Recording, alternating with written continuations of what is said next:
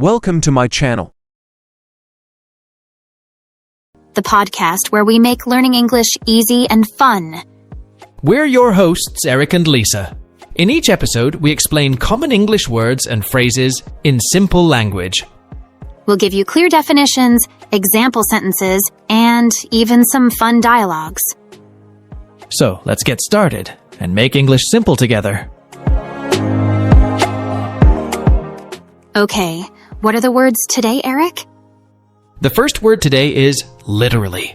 Then, we will continue with various and at any rate.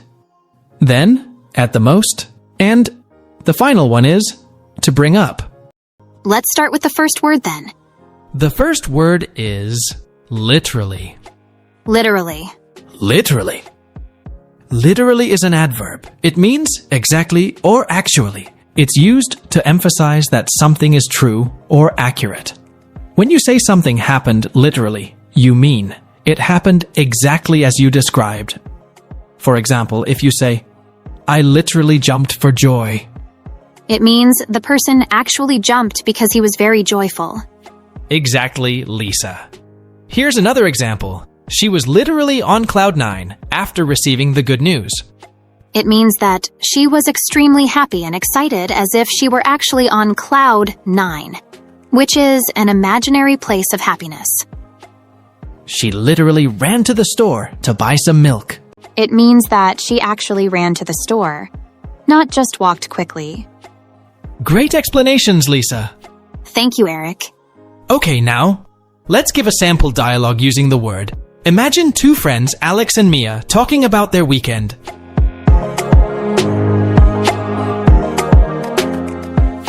Mia, you won't believe it. I literally saw a movie star at the coffee shop yesterday. Really? That's amazing. Who was it? It was Chris Evans. He was literally right in front of me in the line. Wow, that's so cool. Did you talk to him? No, I was too shocked to say anything, but it was literally the best day ever. That was a simple and nice dialogue, right?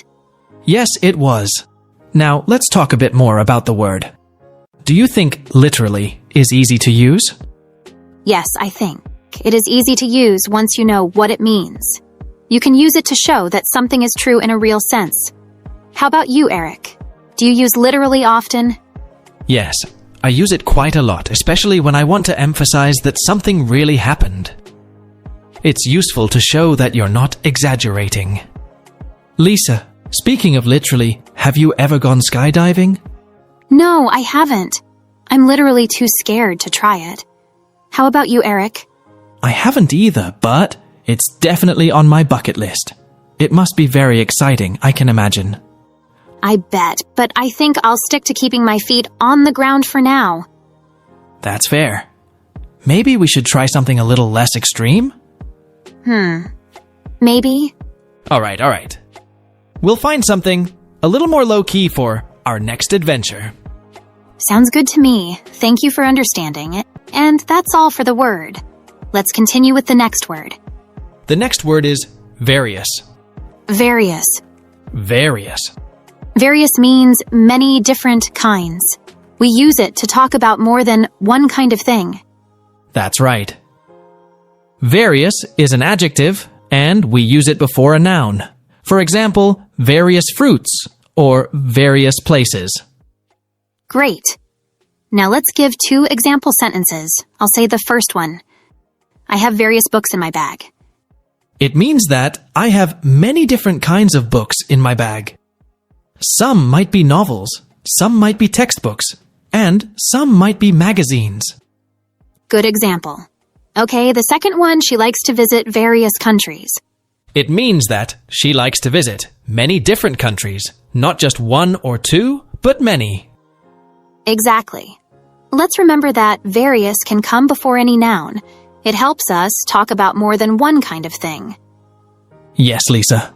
Now, let's have a short dialogue using the word various. Sure. Hi, Mary. What did you do over the weekend? Hi, John. I did various activities. I went hiking, read a book, and cooked a new recipe. That sounds fun.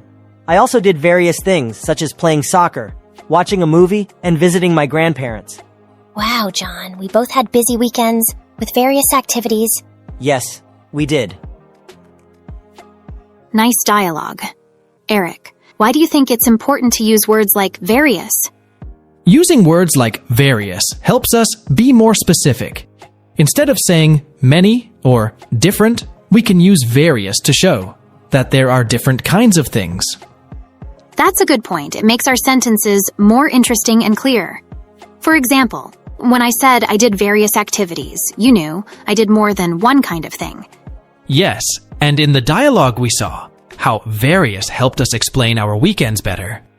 Instead of listing every single activity, we used various to summarize them. Exactly.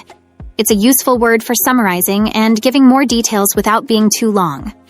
Do you have any other tips for using various? Just remember that various is used with plural nouns. We don't say various thing.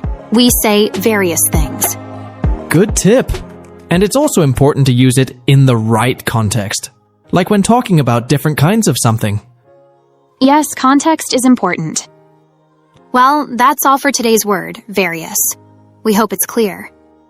Okay, the next word is at any rate. At any rate? At any rate. So, at any rate means whatever happens or anyway. It's used to show that something is true or will happen no matter what else happens. Yes, that's right. Now, let's give some example sentences to help understand the word better. The weather is not great, but at any rate, we will go to the park. It means that even though the weather is not good, we will still go to the park. Exactly. Here is the second one. He didn't finish his homework, but at any rate, he went to the class. It means that he went to the class even though he didn't finish his homework. Perfect. Now, let's explain a bit about the grammar. At any rate is an idiom. You can use it in any part of the sentence, usually at the beginning or the end. Yes, it's quite flexible. Shall we give them an example dialogue using at any rate? Sure. Let's set the scene. Two friends, John and Maria, are talking about their plans for the weekend. Sounds good.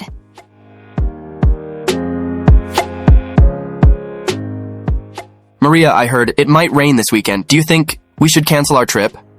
I don't think so, John. At any rate, we can bring umbrellas. That's true. We have been planning this trip for a long time.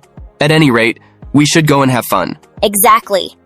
Rain or shine, we will enjoy our time. That was a simple dialogue, right? Yes, it was. Lisa, do you think at any rate is easy to use? Yes, I think it is easy to use once you know what it means. You can use it to show that something will happen, no matter what. How about you, Eric? Do you use at any rate often? Yes, I use it quite a lot, especially when making plans. It's useful when you want to show determination or certainty. That's true. Do you remember any funny situations where you use this phrase? Yes, once I was planning a picnic with friends. The weather was terrible, but I said, at any rate, we are having this picnic. We ended up having it indoors, but it was fun. That's a good example. It shows that at any rate can be used in different situations, right? Exactly. It's very versatile. Well, that's all for at any rate. We hope our listeners now understand how to use it. I hope so. Practice using at any rate in your conversations this week. Let's move on to our next word. What's the next word, Eric? The next word is at the most. At the most. At the most. It's a phrase we use when we want to talk about the maximum possible amount or number. Imagine you're planning a trip and you say, we'll need 2 suitcases at the most. That means you won't need more than 2 suitcases, maybe even just 1. Ah, got it. So it's about setting an upper limit. But can you give us an example sentence? Sure. Let's say you're organizing a small party at your place. You might tell your friend, we're expecting 10 guests at the most. It means you don't expect more than 10 people to show up. Perfect. And how about explaining the example sentence? What does at the most really mean? Great question, Lisa. When we say at the most, we're emphasizing that the actual number won't exceed the specified limit. It's like saying no more than this. So, in our example, 10 guests at the most means no more than 10, maybe even fewer. I see, it's like putting a limit on things. But what if someone says, "I'll be there in 20 minutes at the most"? If someone says that, it means they'll arrive within 20 minutes. But it might even be less time. It's a way of being optimistic about the duration. Makes sense. Now let's make a sample dialogue using "at the most." Two friends, Emma and Jack, are planning a trip.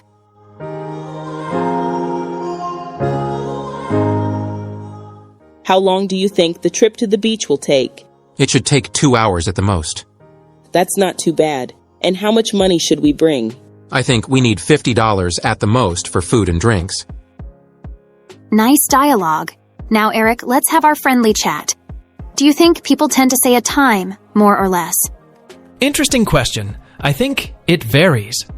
Some people are optimistic and think things will happen faster, while others like to be safe and give a longer forecast. I see. The best approach is to be balanced, try to guess the exact limit, and say it. Agreed, Lisa.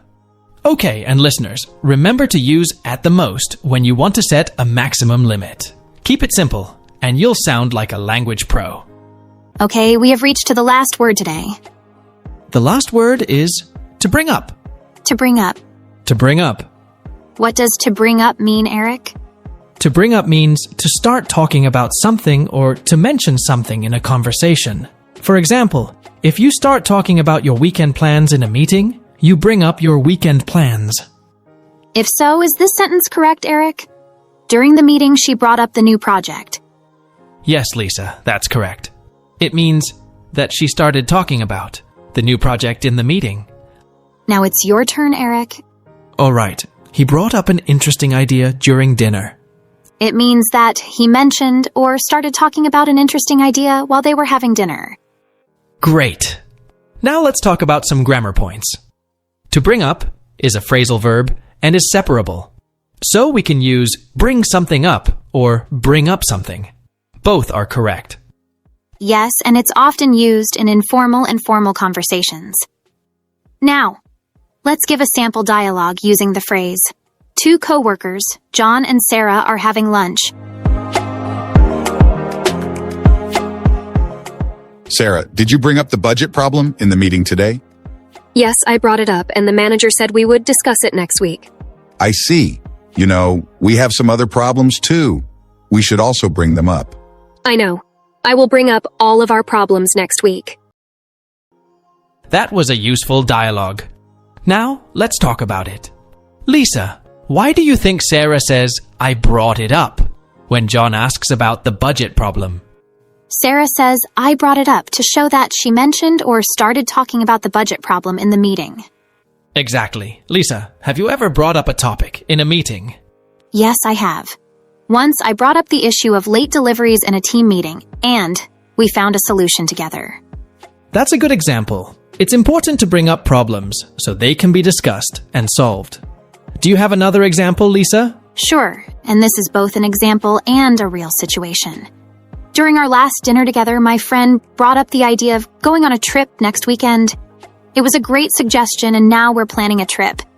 Oh, great. I hope you enjoy your trip. I hope so, Eric. Thank you. All right, that's all for today's episode of Simply Explained English. We hope you enjoyed learning with us. Remember, practice makes perfect. Keep listening and keep learning.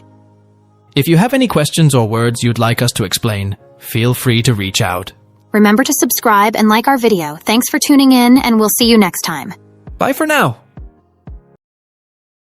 Hi, everyone. I'm Lisa. Welcome to Simply Explained English, the podcast where we break down English words and phrases to help you understand and use them easily. And I am Eric. In each episode, we'll explain 5 words or phrases, give you examples, and help you practice your English skills. Whether you're a beginner or looking to improve your English, you're in the right place. Today, our podcasts have a small change.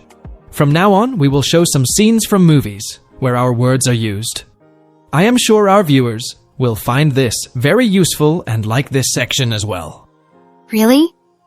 Oh, I like it. It will be very useful for our viewers. So let's get started. Okay, what are the words today, Eric? The first word today is bucket list. Then we will continue with to blame and the last straw. Then get to the point. And the final one is catch up with. Then let's start with the first word. The first word is bucket list. Bucket list. Bucket list. Great. A bucket list is a list of things you want to do before you die. It can include anything you dream of doing, like traveling to a new country, learning a new skill, or meeting a famous person. The term bucket list comes from the phrase kick the bucket, which means to die. That's right, Lisa. Let's give our listeners some examples of sentences using bucket list. Here's the first example.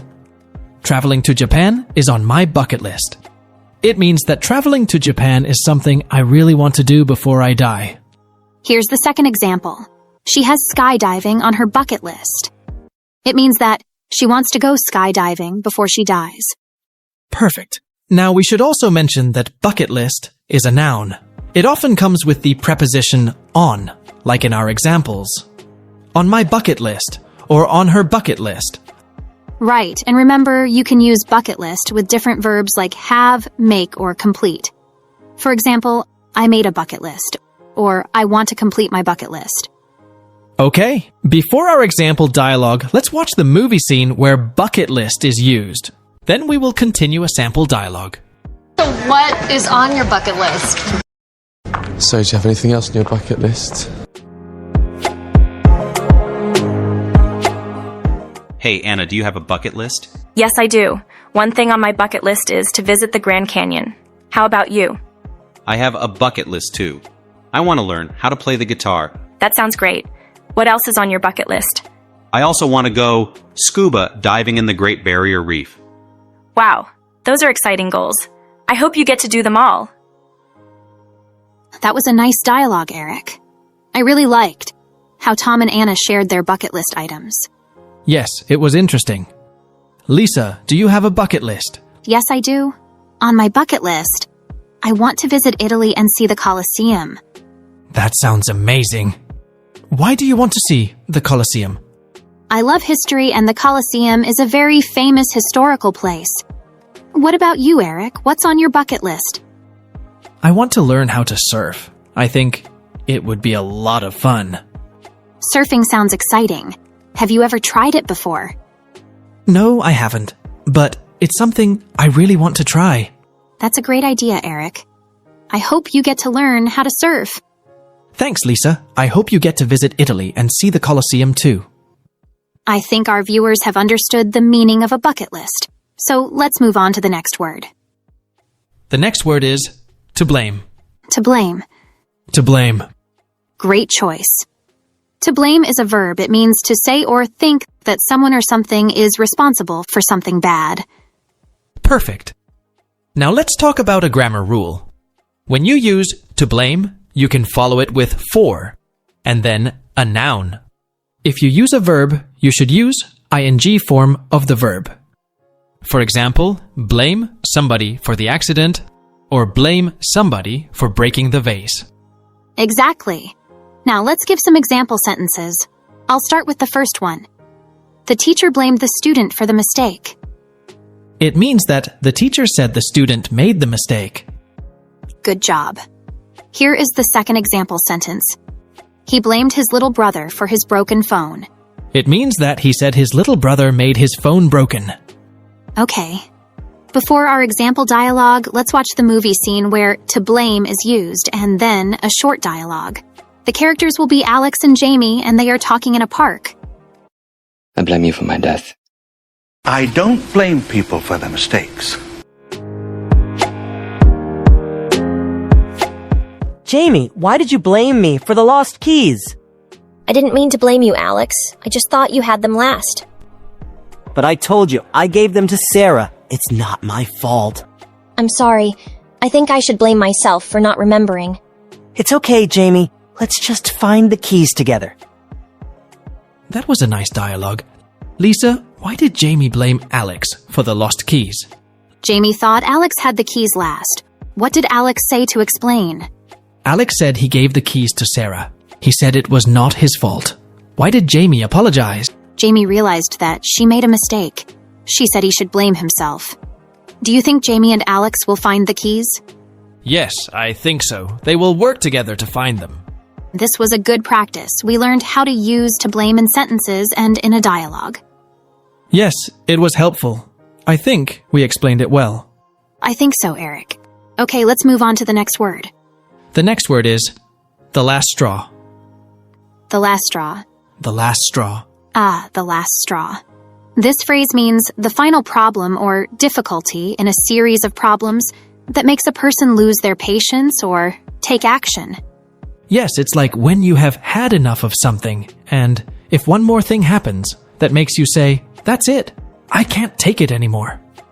Exactly. For example, after missing the bus and spilling coffee on her shirt, forgetting her keys, was the last straw for Sarah. It means that Sarah had many small problems, and forgetting her keys was the final problem that made her very upset. Now, your turn, Eric. When the car broke down again, it was the last straw for John. He decided to buy a new one. It means that John had already many problems with his car before, and when it broke down again, he decided that he couldn't handle it anymore and buy a new car. Good explanations, Lisa. Let's give a sample dialogue using the last straw. This dialogue is between two friends, Anna and Tom. Before the dialogue, we will watch two scenes from some movies. That's it. That's the last straw. Lacey, wait. But the canceled trip was the last straw.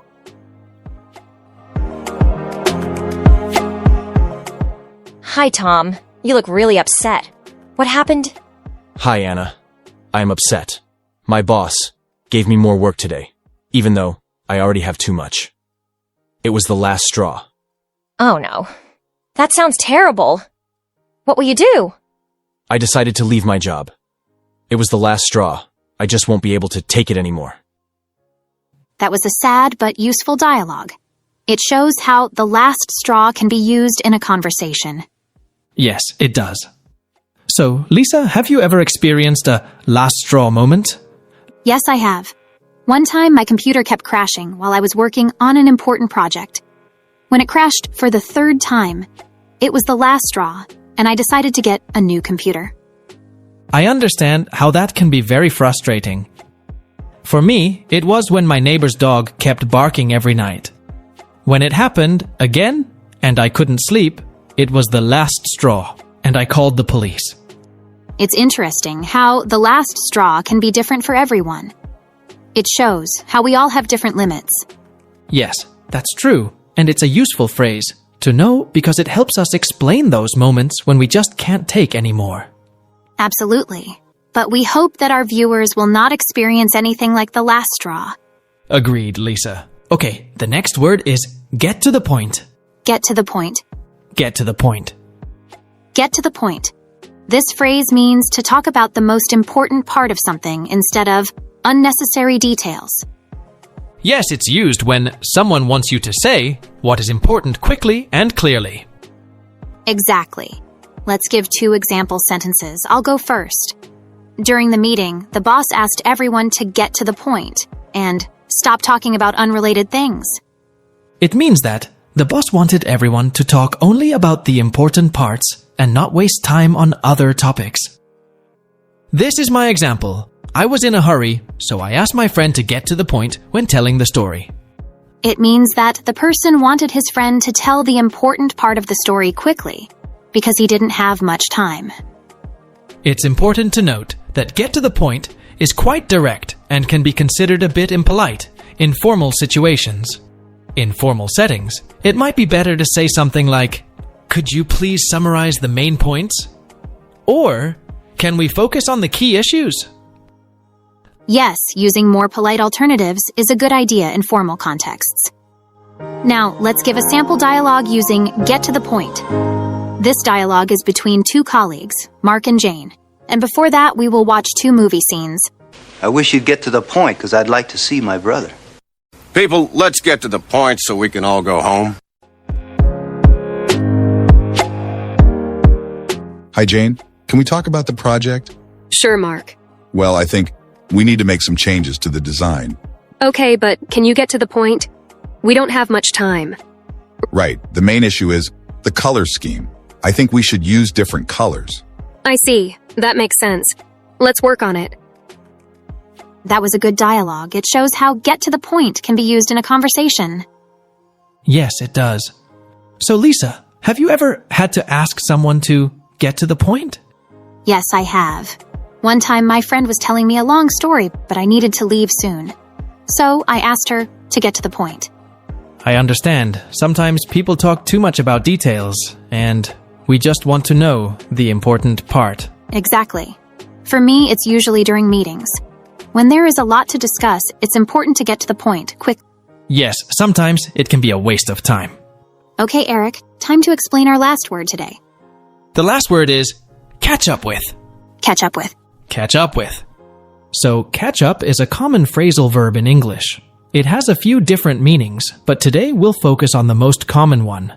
When you catch up with someone, it means you meet or talk to them after a period of time during which you haven't seen or spoken to each other. For example, if you haven't seen your friend for a while, you might say, "Let's meet for coffee and catch up." Exactly, Lisa. And it's not just about meeting in person. You can also catch up with someone over the phone or even through messages. It's all about reconnecting and finding out what's been happening in each other's lives. Now let's give a couple of example sentences to explain this. Eric, can you start? Sure. Let's say you have a friend named Alex. You haven't seen Alex in a few months because they moved to a different city. One day you run into Alex at a cafe. You might say, "Hey, Alex, long time, no see. We should grab lunch sometime and catch up." Perfect. And here's another example. Imagine you're talking to your cousin on the phone. You ask, "How's everything going?" Your cousin replies, "Well, I've been really busy with work, but I'd love to catch up soon." That means your cousin wants to have a longer conversation to update you on their life. Exactly. Now, let's make a sample dialogue using the word catch up after the movie scenes. Jack and Rosa are sitting on a bench at a coffee.